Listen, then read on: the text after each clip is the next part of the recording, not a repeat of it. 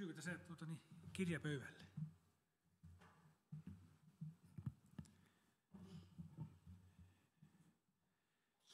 No niin, Jumalan armoa ja rauhaa, että kaikki tervetulleita tähän sunnuntain tilaisuuteen. Ja, meitä on täällä paikalla vain 1, 2, 3, 4, 5, 6, 7 ihmistä. Että tuntuu jotenkin niin ouolta, kun penkit on tyhjät. Ja jotenkin sitä kaipaa sitä, että saataisiin olla kaikki täällä kokoontua yhteen. Mutta kuitenkin meillä on tämmöinen mahdollisuus, että saadaan tämän netin kautta sitten kuulla tätä Jumalan sanaa, arvokasta sanaa tänäkin päivänä. Ja olette kaikki tervetulleita. Jaana Forström, tervetuloa. Ja Simo ja Olka, jotka palvelee tänä päivänä laulun puolella ja musiikkipuolella. Ja sitten Samppa, joka hoitaa, että tämä näkyy teille kaikille, niin Samppa on tosi tärkeä henkilö tässä. Kiitos Jumalalle, että meillä on näitä työmiehiä tarpeen mukaan aina kaikkia. Ja Sami on täällä semmoisena rukoustukena vielä sitten meille tänä päivänä. Aloitetaan tämä tilaisuus laululla ja Simo, olepa hyvä, niin saat tulla laulamaan.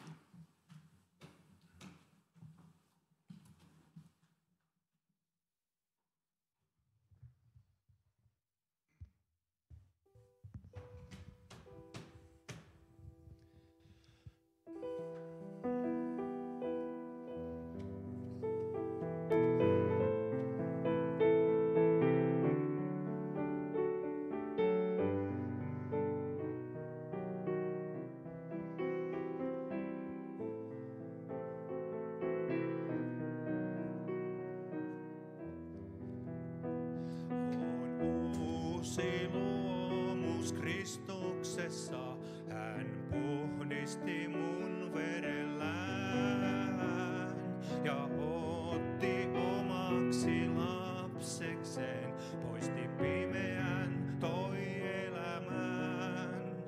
Olen saanut syntini anteeksi, olen saanut syntyä uudesti, olen saanut aarteen kalleimman, olen löytänyt Jeesuksen. Nyt kuljen mä tietäni riemuiten, vanha entinen jäänyt on taa. Vain ristinsä tietäni viitoittaen, määränpääni on kirkkauden maa. Olen saanut syntini anteeksi, olen saanut syntyä uudesti, olen löytänyt aarteen kalleimman, olen löytänyt Jeesuksen. Täällä joskus myös kyynelin kuljetaan, tuska ahdistus kohdata voi, vaan perillä kerran kun kohdataan, siellä kyynelet pyyhitään pois. Olen saanut syntyä uudesti, olen saanut syntini anteeksi, olen löytänyt aarteen kalleimman, olen löytänyt Jeesuksen. Olen saanut syntini anteeksi, olen löytänyt syntyä uudesti, olen löytänyt aarteen kalleimman, olen löytänyt Jeesuksen.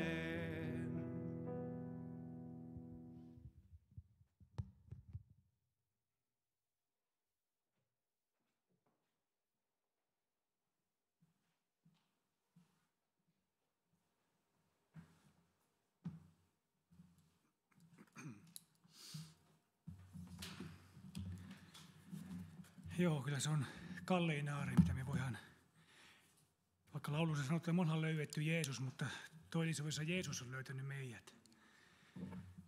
Kiitos Jumalalle, että minäkin olen saanut kerran tulla hänen tykönsä ja muistan sen päivän kyllä vielä kuin eilisen päivän.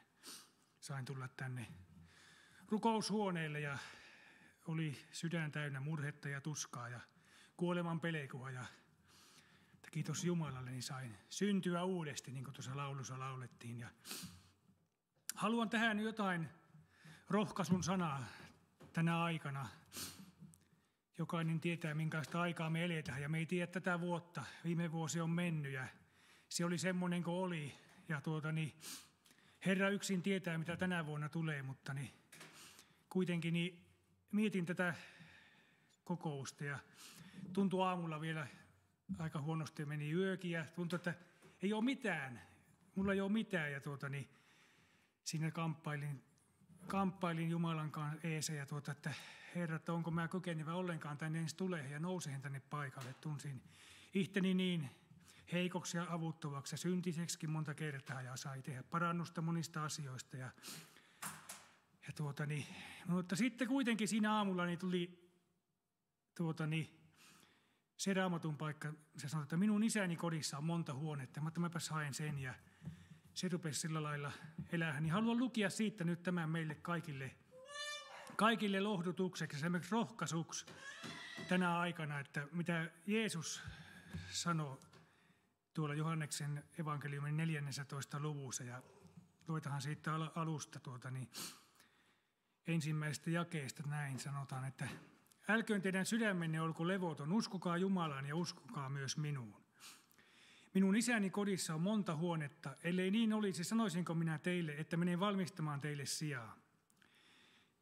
Vaikka minä menenkin valmistamaan teille sijaa, tulen takaisin ja otan teidät luokseni, että tekin olisitte siellä, missä minä olen. Ja minne minä menen, tien sinne te tiedätte. Tuomas sanoi hänelle, Herra, me emme tiedä, minne sinä menet, kuinka voisimme tietää tien.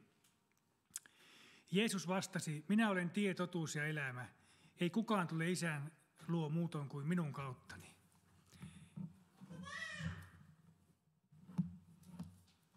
Eli tässä Jeesus lupaa, että vaikka hän on mennyt sinne Isän tyköön, niin hän on tulossa takaisin, niin kuin me saadaan tietää ja huomata. Ja varmasti monen sydämessä hän tunteekin ja odottaakin sitä ja tätä aikaa, kun seurataan, että varmasti se on jo lähellä se, kun Jeesus palaa takaisin ja tulee noutahan sinne Isän tyykse meidät kaikki, sinne mihinkä hän on meidät tarkoittanut ikuiseen yhteyteen hänensä kanssansa.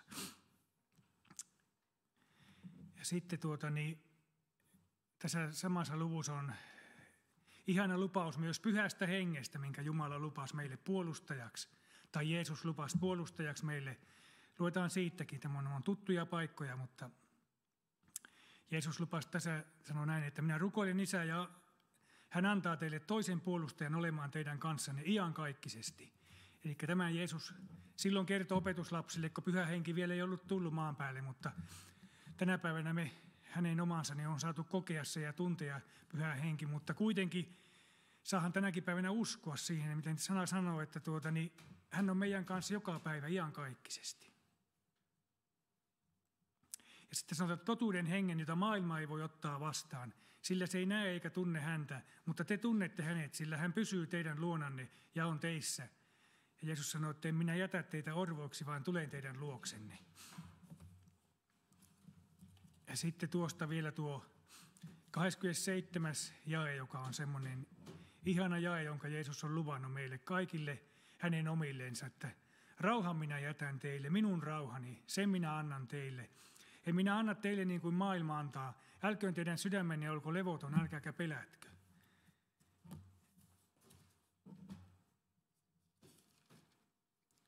Sitten luetaan tuolta Filippiläiskirjeestä vielä jotain Filippiläisille.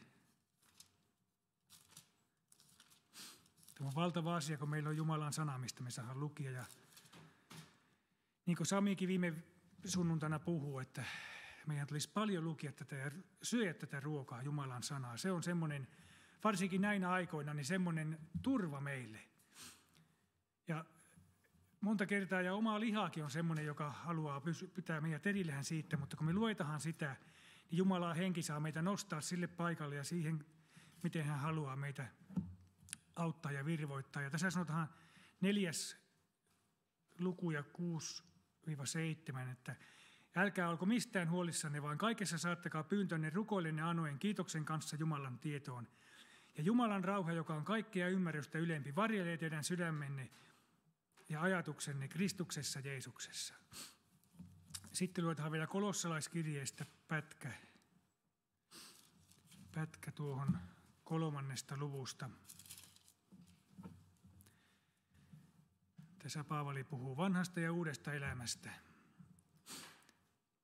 Jos siis teidät on herätetty yhdessä Kristuksen kanssa, niin etsikää sitä, mikä on ylhäällä, missä Kristus istuu Jumalan oikealla puolella. Kiinnittäkää mielenne siihen, mikä on ylhäällä, älkää siihen, mikä on maan päällä. Tehän olette kuolleet ja teidän elämänne on Kristuksen kanssa kätketty Jumalassa.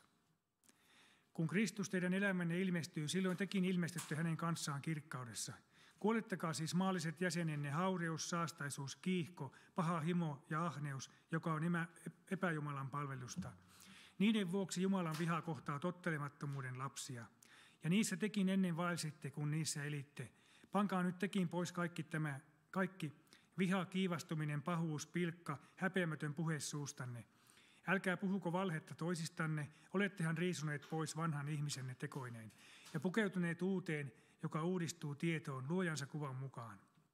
Tässä ei ole kreikkalaista eikä juutalaista, ei ympärileikkausta eikä ympärileikkaamattomuutta, ei barbaaria, skyyttalaista, orjaa eikä vapaata, vaan Kristus on kaikki kaikissa. Pukeutukaa siis te, jotka olette Jumalan valittuja, pyhiä ja rakkaita, sydämelliseen armahtavaisuuteen, ystävällisyyteen, nöyryyteen, lempeyteen ja pitkämielisyyteen. Kärsikää toinen toistanne ja antakaa toisillenne anteeksi, jos jollakin on moitetta toista vastaan. Niin kuin Herra on antanut teille anteeksi, niin antakaa tekin. Mutta kaiken tämän lisäksi pukeutukaa rakkauteen, joka on täydellisyyden side. Vallitkoon teidän sydämissänne Kristuksen rauha, johon teidät myös on yhdessä ruumiissa kutsuttu, ja olkaa kiitollisia. Runsaasti asukoon teissä Kristuksen sana. Opettakaa ja neuvokaa toinen toistanne kaikella viisaudella, psalmeen, kiitosvirsin ja hengellisin lauluin, laulaen kiitollisena sydämissänne Jumalalle. Mitä teittekin sanoin tai teoin, tehkää kaikki Herran Jeesuksen nimessä, kiittäen Isää Jumalaa hänen kauttaan. Aamen. Tuosta voi vielä lukea sitten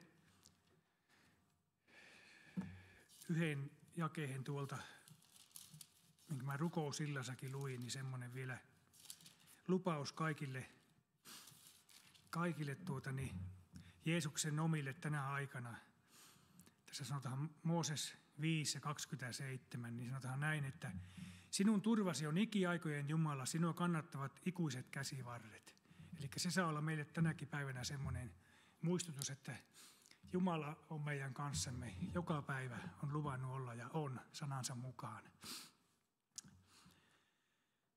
Kiitos taivaallinen Isä, että saahan kokoontua jälleen tänä päivänä sinun sanasi ja sinun eteesi, Herra rakas. Ja kiitos siitä, Isä, totisesti, että sinä olet meidät uudesti synnyttänyt elävään toivoon, Herra. Kiitos siitä, että sinne sinun tykösi ei ole muuta kuin yksi tie, ja se on käy Jeesuksen kautta. Jeesus kävi ristin puulla kuolemaan ja kärsi ja kuoli meidän syntiemme takia, minun ja sinun syntien takia. Hän on se tie, joka ainoastaan vie sinne Isän tykö, se, joka on se evankeliumin ilosanoma tänäkin päivänä. Herra, kiitos siitä, että sitä saahan julistaa tänä päivänä tuota ilosanomaa jokaiselle, joka sydämessään kaipaa tänä päivänä päästä siihen yhteyteen Isän kanssa, mikä on katkennut synnin ja kaiken kautta, Herra. Kiitos siitä, että Jeesus, sinä sovitit totisesti meidät Isän kanssa ja meillä on sitä kautta pääsy Isän tykö tänä päivänä. Kunnia, Isä, sinulle totisesti. Kiitos, Herra rakas, että siunaat jokaista tänä päivänä, Herra. Siunaa kuulijoita siellä kotona, Herra. Siunaa meitä tässä hetkessä, jotka täällä palvelemme sinua, Herra. Kiitos siitä, Herra, että sinun pyhä henkesi puolustaja on meidän kanssamme joka päivä maailman loppuun asti, Herra.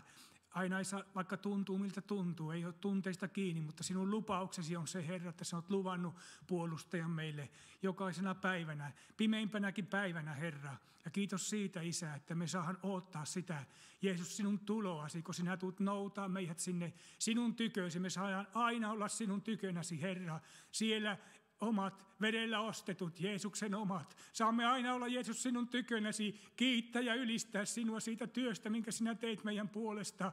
Jeesus, sinä kävit sinne ristille totisesti minun syntisen takia. Sinä kannoit minun kuormani, minun sairauteni, kaikki, minun epäuskoni, kaiken sinä kannoit, Jeesus, sillä ristin puulla.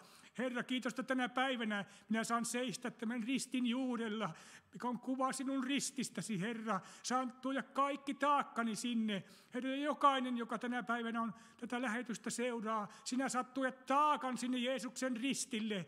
Oli ne mitä tahansa taakkoja, sinä voit tänä päivänä jättää ne tuon kalliin mestarin ristin juurelle. Ja sinä saat tuntea, kuinka lepo ja rauha, tuo rauha, minkä Jeesus lupasi, tulee sieltä ristiltä tuon veren kautta yksin. Kiitos ja kunnia sinulle, Herra.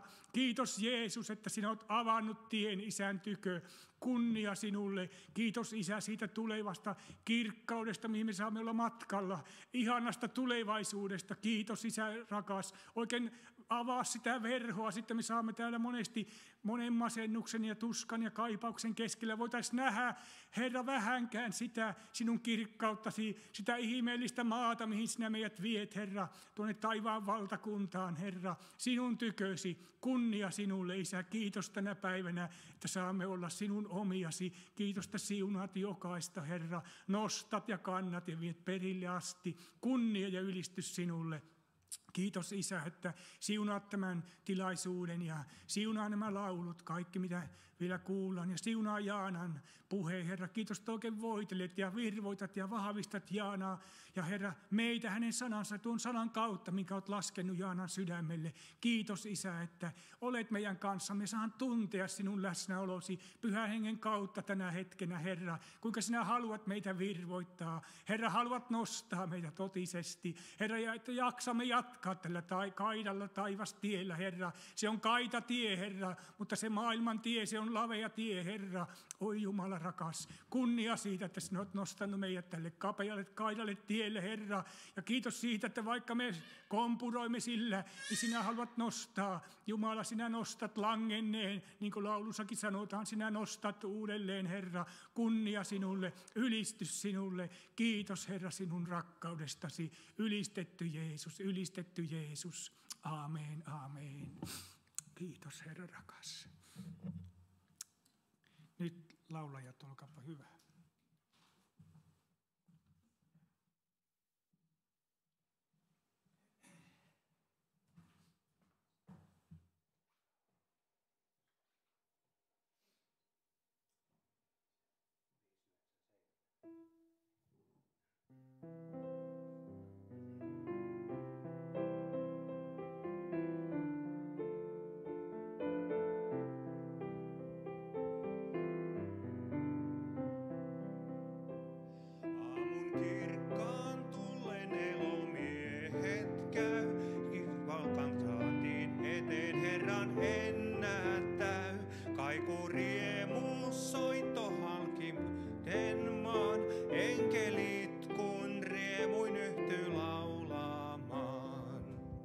Kirkas aamu kirkas, eikä yötä milloinkaan. Käymme Jeesusta nyt riemuin vastaan, Hosianna kunnia nyt Jumalan. Aamun kirkkaan tullen pyhät nukkuneet, luokse Herran juhlan ovat saapuneet. Autuaitten riemu täyttää taivaat, siellä Herran pyhät jälleen kohtaavat. Kirkas aamu kirkas, eikä yötä milloinkaan. Käymme Jeesusta nyt riemuin vastaan, Hosianna kunnia nyt Jumalan. Aamun kirkkaan tullen loistaa onnestaan, kaikki matkalaiset Kyynelaaksoon maan. Poissa turmelus on henki vapaana, poissa iäisesti suru kuolemaan. Kirkas aamu kirkas, eikä yötä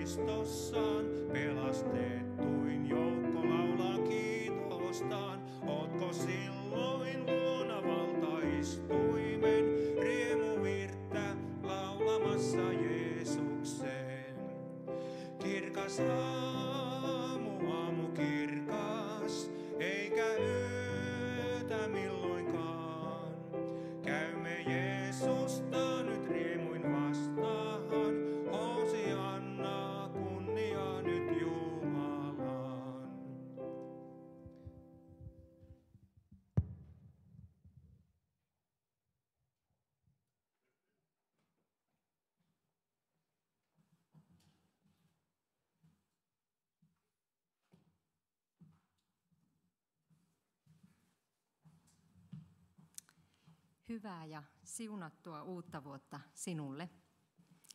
Olisi ollut tosi hieno tavata teitä jokaista täällä seurakunnassa, mutta nyt tapaaminen tapahtuu näin etänä. Ja on hienoa, että me voidaan näin toimia. Kiitos kutsusta seurakuntaan. Mä tulin tänä aamuna tänne sisälle, niin mä ihailin tätä teidän puhujapönttöä. Mikä täällä on, tämä on todella kaunis, ristinmuotoinen puhujapönttö, ja tämä edusta on aivan ihanan näköinen. Että on tosi kaunis seurakuntasalin edusta teillä täällä. Tarkoituksena oli, että mä olisin kertonut teille Aasian työstä kuvien ja videon välityksellä, mutta valitettavasti se ei nyt tässä tilanteessa näin sosiaalisen median välityksellä ole mahdollista. Viime vuosi toi odottamattomia tilanteita elämään, tilanteita, joita ei voinut ennakoida. Vuosi sitten tähän aikaan mä en osannut aavistaa sitä, että hetken kuluttua mä lentäisin evakuointilennolla takaisin Suomeen. En myöskään osannut ennakoida sitä, että Suomessa oloaika jatkuisi näinkin pitkään ennen kuin on mahdollista palata takaisin kentälle. Siellä mun kohdekentällä ulkonaliikkumiskielto alkoi viime maaliskuussa ja se jatkuu vielä tänäkin päivänä. Joulukuussa oli semmoinen hetkellinen tilanteiden avautuminen, mutta sitten ennen vuoden päättymistä niin ulkonaliikkumiskielto alkoi uudestaan. Ja tällä hetkellä ulkonaliikkumiskielto on voimassa tammikuun loppuun saakka. Kansainvälinen lentoliikenne ei ole vielä myöskään palautunut. Ja kansainvälinen lentoliikenne ei toimi ainakaan tämän tammikuun loppuun saakka. Ja tammikuun lopussa sitten näkee taas, miten tästä eteenpäin. Näistä poikkeusoloista huolimatta meillä on työ kuitenkin jatkunut ihan keskeytymättä.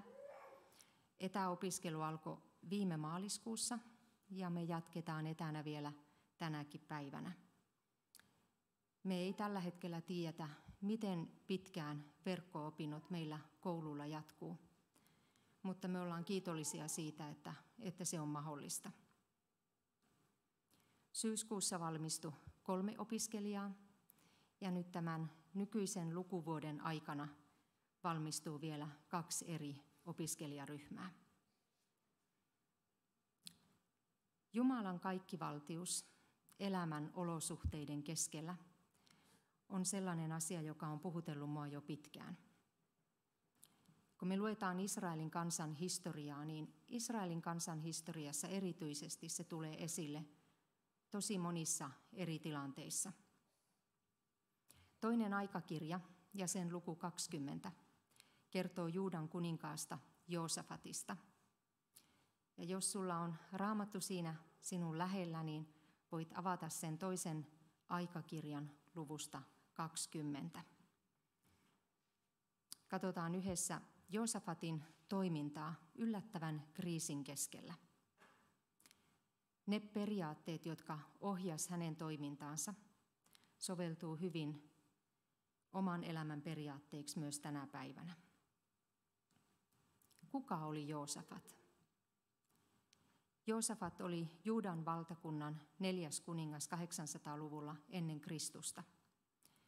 Hän seurasi 35-vuotiaana isänsä Aasaa valtaistuimelle ja hallitsi Juudaa aina 25 vuotta. Hänen nimensä löytyy Jeesuksen sukuluettelosta, Matteuksen evankeliumista, sen 1. luvusta ja jakeesta 8.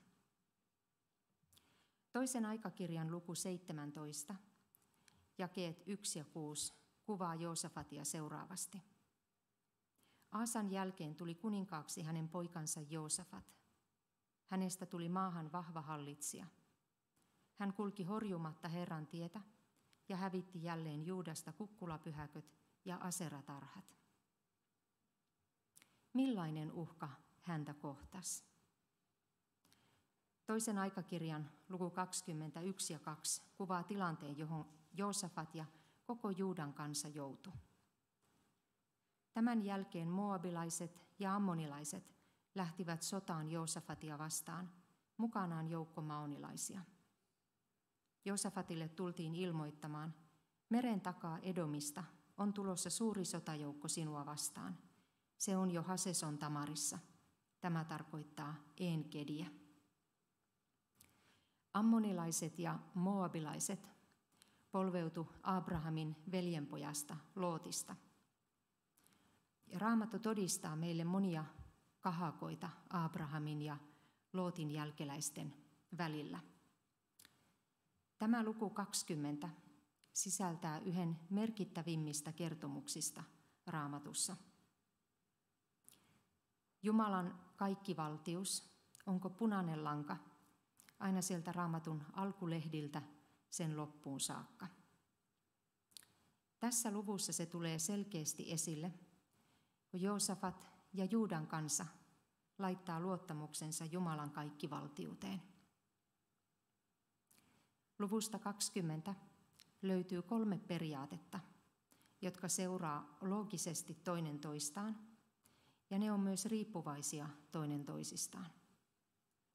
Ensimmäinen periaate on tilanteen luovuttaminen Jumalalle. Pelästyneenä Joosafat kääntyi Herran puoleen ja julisti sitten koko Juudan paaston. Juudan asukkaat kokoontuivat rukoilemaan. Myös kaikista maaseudun kaupungeista tultiin rukoilemaan Herraa. Pelon vaikutuksesta ihminen voi lamaantua, masentua tai katkeroitua. Joosafatissa se sai aikaan sen, että hän kääntyi Jumalan puoleen. Hän rukoili ja hän julisti paaston koko kansalle. Yksi Joosafatin valtakauden tunnuspiirteistä on se, että hän etsi koko sydämestään Jumalaa ja hänen tahtoaan. Hän luotti enemmän Jumalan voimaan kuin Juudan sotavoimiin. Inhimillinen turva, oli se mikä tahansa meidän elämässä, niin se voidaan yllättäen ottaa pois. Kukaan ei voi kuitenkaan ottaa pois sitä luottamusta ja turvaa, jonka saa Jumalan kaikkivaltiuteen luovuttaa. Tähän Joosafatin rukoukseen sisältyy useita olennaisia perustekijöitä. Ensimmäinen on se, että hän tunnusti rukouksessa Jumalan kaikkivaltiuden. Joosafat astui Juudan ja Jerusalemin asukkaiden eteen, jotka olivat kokoontuneet Herran temppelin uudelle esipihalle ja sanoi, Herra, meidän isiemme Jumala, sinä olet Jumala, joka asut taivaassa ja hallitset kaikkia maan valtakuntia.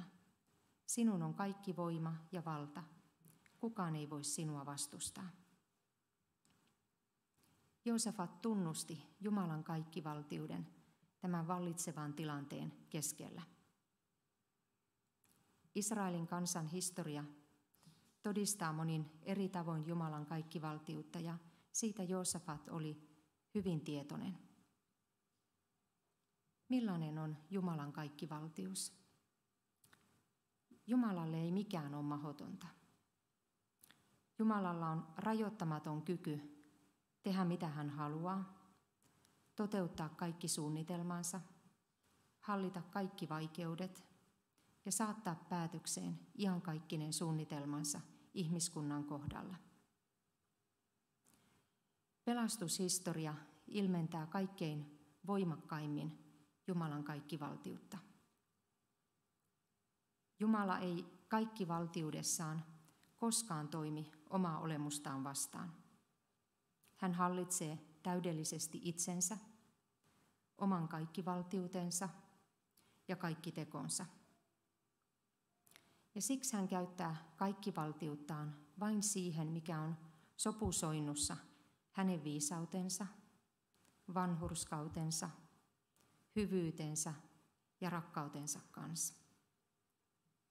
Jumalaa ei mikään voi syöstä valtaistuimelta, eikä Jumala koskaan epäonnistu toiminnassaan.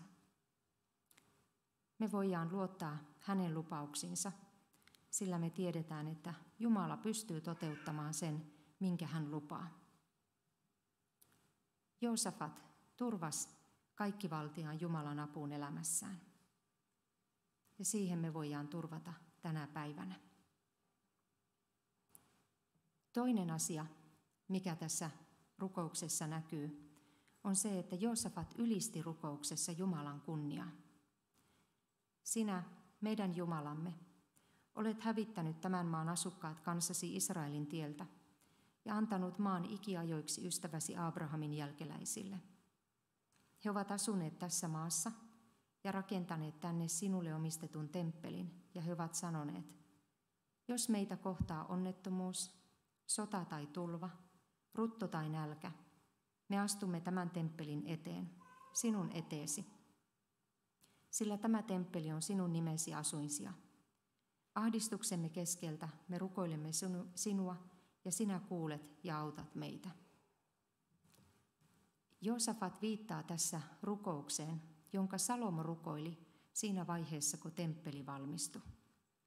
Se tapahtui siinä ensimmäisessä kuninkaiden kirjassa, sen 8. luvussa.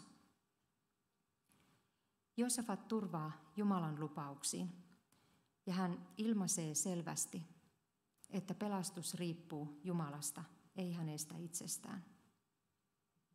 Jumala on rukouksia kuuleva Jumala, ja hän yksin voi antaa sen parhaimman avun ahdistuksen keskellä.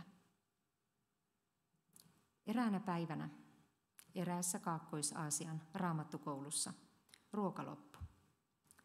Henkilökunta lähestyi raamattukoulun johtajaa, ja he ehdotti johtajalle, että olisiko mahdollista, että koko koulun henkilökunta ja oppilaat paastoisi seuraavana päivänä, koska ei ole laittaa ruokaa.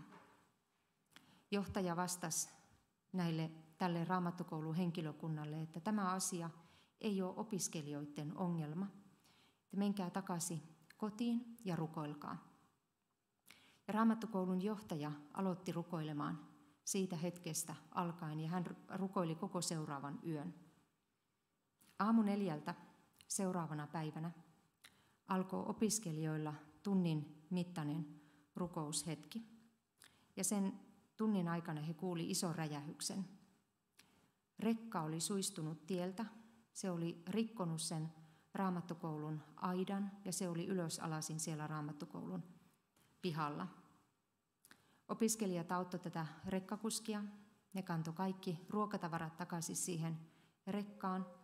Ja tämän jälkeen rekkakuski soitti omalle pomolleen ja kysyi, että mitä tehdään ja kuinka toimitaan. Tämä rekkakuskin pomo vastasi hänelle, että jätä kaikki ruokatavarat sinne raamattukoululle. Ja syyksi hän sanoi sen, että koska kukaan ei ollut tilanteesta suuttunut, vaan he oli auttaneet tätä kuskia. Ja näin opiskelijoilla ei ollut sinä päivänä paastopäivää eikä seuraavinakaan päivinä, vaan se ruoka riitti pitkäksi aikaa heille. Kolmantena asiana on se, että Joosafat uskoi rukouksessa asian Jumalalle. Me emme pysty vastustamaan tuota mahtavaa sotajoukkoa, joka käy kimppuumme. Emmekä tiedä, mitä pitäisi tehdä. Sinuun me katsomme. Koko Juudan kansa seisoi Herran edessä, myös naiset ja lapset. Tämä luku ei kerro sotajoukkojen kokoa, mutta kertomuksesta tulee sellainen mielikuva, että Juudan valtakunnan sotajoukot ei pärjäisi taistelussa heitä vastaan. Joosafat uskoi tilanteen Jumalalle, ja hän kertoi sen tilanteen Jumalalle ihan sellaisena, kun se tilanne näyttäytyi. Hän etsi Jumalan apua, koska he olivat Jumalan kansa. He kuuluivat Jumalalle. Hän luotti siihen, että Jumala pitäisi omasta kansastaan huolta. Seurakunta on Jumalan silmäterä. Jumala pitää omasta seurakunnastaan huolen.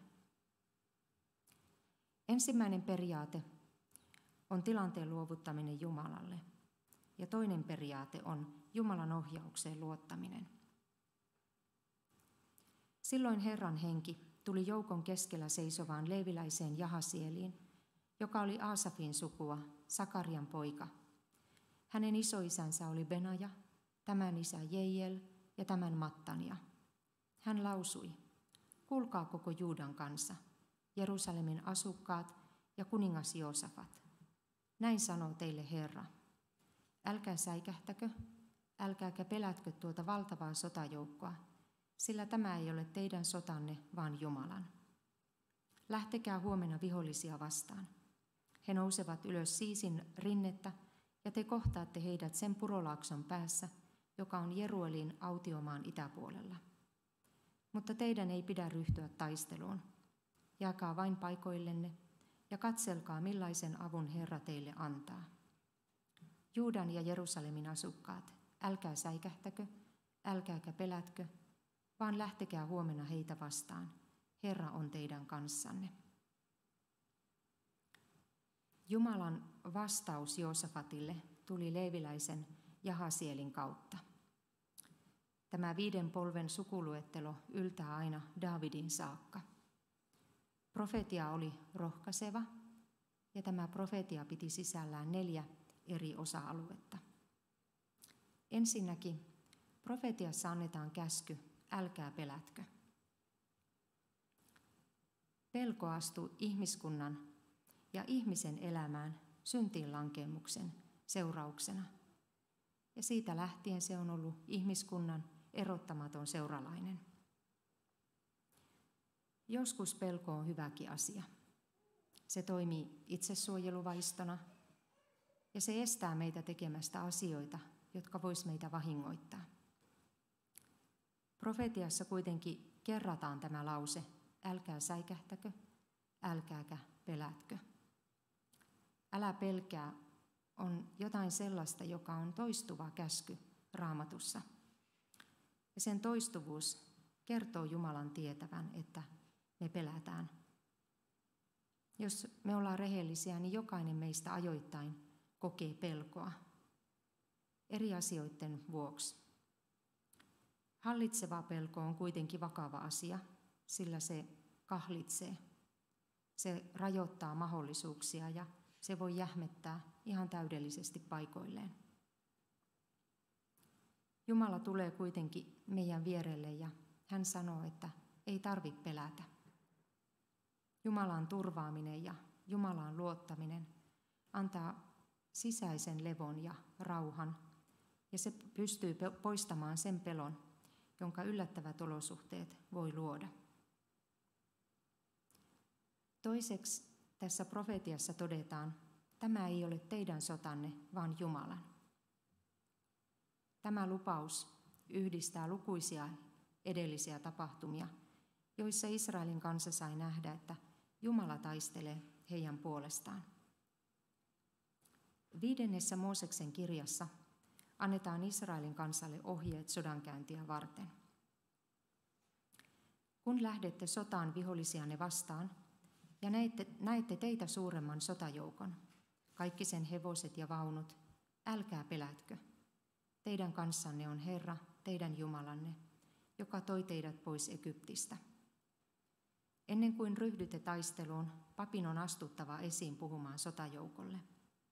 Hänen tulee sanoa sotilaille, kuulkaa Israelin miehet, te käytte nyt taisteluun vihollisianne vastaan.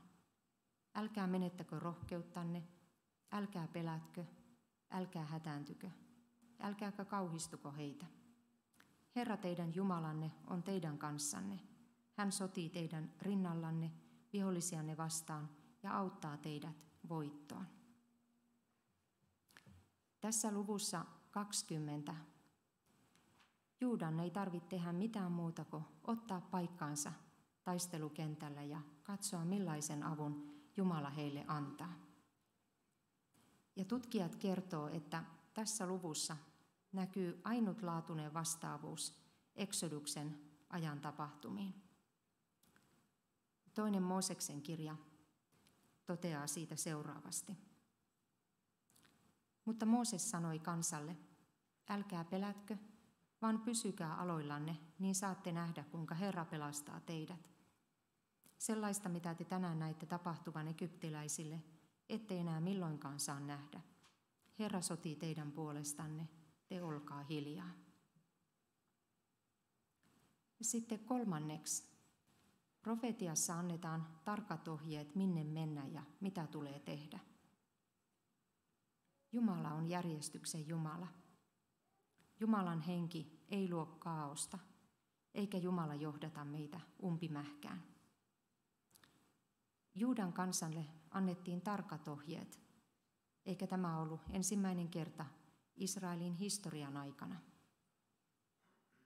Israelin kansa ei lähtenyt Egyptistä päämäärättömästi kulkemaan eteenpäin. Heillä oli selkeä tavoite, ja se tavoite oli päästä luvattuun maahan. Kun päämäärä on tiedossa, niin se pitää matkan oikeassa kurssissa. Siinä vaiheessa, kun Joosua vallotti maata, niin hänelle annettiin tarkat ohjeet, kuinka tulee toimia. Aikanaan, kun temppeliä rakennettiin, niin siihenkin annettiin tarkat ohjeet, mitä piti tehdä. Ja sen lisäksi Jumala valjasti siihen ihmiset, jotka kykeni työn saattamaan päätökseen. Tätä listaa voisi jatkaa loputtomiin. Jumalalla on selkeä suunnitelma, joka etenee vääjäämättömästi eteenpäin. Ja siinä suunnitelmassa sinä ja minä saadaan olla mukana. Neljänneksi, tässä profetiassa luvataan, Jumala on kanssanne. Tämä Jahasielin esille tuoma profetia päättyy näihin rohkaiseviin sanoihin. Kansan ei tarvinnut pelätä, sillä Jumala oli heidän kanssaan. Jumalan läsnäolo oman kansansa keskellä on selkeä lupaus Raamatussa. Tänäänkin meille vakuutetaan Jeesuksen sanoin, ja katso, minä olen teidän kanssanne kaikki päivät aina maailman loppuun asti. Joosafat luovutti tilanteen Jumalan haltuun, ja hän luotti Jumalan ohjaukseen. Kolmas ja viimeinen periaate, joka tässä luvussa näkyy, on Jumalan lupauksissa leväten. Varhain seuraavana aamuna he lähtivät kulkemaan kohti Tekoan autiomaata. Kun he olivat lähdössä, Joosafat astui esiin ja sanoi, kuulkaa minua, Juudan kansa ja Jerusalemin asukkaat. Luottakaa Herraan Jumalaanne, niin kukaan ei teitä voita. Luottakaa hänen profeettojensa sanaan, niin teidän käy hyvin. Siinä vaiheessa, kun Juudan armeija lähtee eteenpäin, Joosafat rohkaisee heitä niiden ohjeistusten mukaan, jotka annettiin 5. Mooseksen kirjassa sodankäyntiä varten. Ja näyttää siltä, että tässä Joosafat toimii papin asemasta, kun hän rohkaisee kansaa luottamaan Jumalaan. Usko Jumalaan on horjumaton luottamus siihen, että Jumalalla on kaikki hallinnassa kaikissa elämäntilanteissa. Neuvoteltuaan kansan kanssa hän sijoitti aseellisten joukkojen eteen laulajat, jotka pyhä asu yllään lauloivat Herralle ylistystä. Kiittäkää Herraa, iäti kestää hänen armonsa.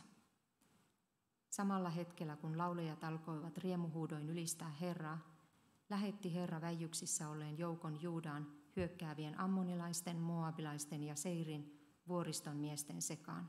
Kaikki nämä lyötiin. Tämä tilanne on ainutlaatuinen, sillä siinä samassa hetkessä, kun ylistys aloitettiin, niin Jumala toimi. Tämä ei ollut tavallinen taistelu, vaan se oli tilanne, jossa Jumala toimi oman kansansa puolesta.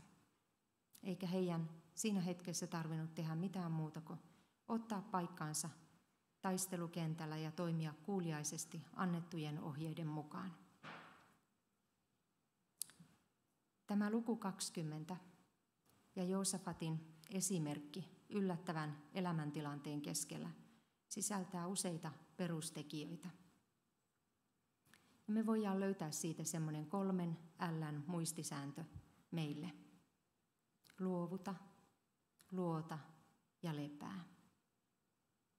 Mikä tahansa tilanne elämässä tulee eteen, me saadaan luovuttaa se Joosafatin tapaan Jumalan käsiin. luottaa hänen apunsa ja levätä siinä tietoisuudessa, että meidän elämä on isommissa käsissä. Psalmissa 125 todetaan seuraavasti: kuin Sionin vuori on Herraan luottava kansa, se ei horju, vaan kestää iäti. Tämän muistisäännön mä jätän meille kaikille tähän päivään ja nyt tulevaan viikkoon. Luovutetaan ne asiat, mitä meidän elämässä meitä painaa. Luovutetaan ne Jumalalle, luotetaan häneen ja levätään siinä tietoisuudessa, että hän pitää meistä huolen. Ihan erityiskiitos tässä lopussa Sampalle, joka on hoitanut PowerPointia tuolta tekniikan puolelta. Rukoillaan yhdessä ja sitten jatketaan sen jälkeen. Kaikkivaltias Jumala, kiitos siitä, että me saadaan lähestyä sua Jeesuksessa Kristuksessa tänä sunnuntai-aamuna ja kiittää sua siitä, mitä Herra sinä oot tehnyt meidän puolesta. Jeesus, mä kiitän sua siitä, että me saadaan tänä päivänä olla sinun omia. Kiitos siitä, että sä kuolit Golgatan keskimmäisellä ristillä meidän puolesta. Sä sovitit kaikki meidän synnit. Herra, kiitos siitä, että sinun me saadaan tänä päivänä turvata ja sinun me saadaan kaikki meidän luottamus laittaa. Herra, sinä oot se lähde meidän elämään, lähde viisauteen ja lähde ymmärrykseen ja kaikkeen siihen, mitä me päivinä, erilaisina elämänpäivinä tarvitaan. Herra, mä pyydän sulta, että sä siunaat Ullavan seurakuntaa, jokaista seurakuntalaista tänä päivänä. Herra, mä pyydän sun siunausta vanhimmiston ylle ja pastorin ylle, Samin ylle ja Samin perheen ylle. Herra, me jätetään tämä päivä ja koko tämä ilta ja tuleva viikkokin sinun hyviin käsiin. Kiitos siitä, Herra, että me saadaan olla sinun omia ja kuulua sinulle. Aamen.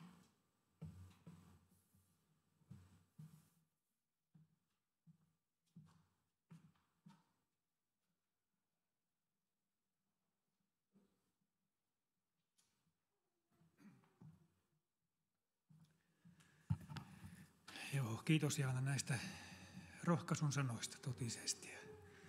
Ihmeellistä tuo Jumalan sana on, kun sitä tutkitaan, niin sieltä löytyy niitä ihmeellisiä aarteita. Kunnia Jumalalle. Saadaan laittaa luottamuksemme tähän samaan Jumalaan, joka on ikiaikojen muuttumaton Jumala.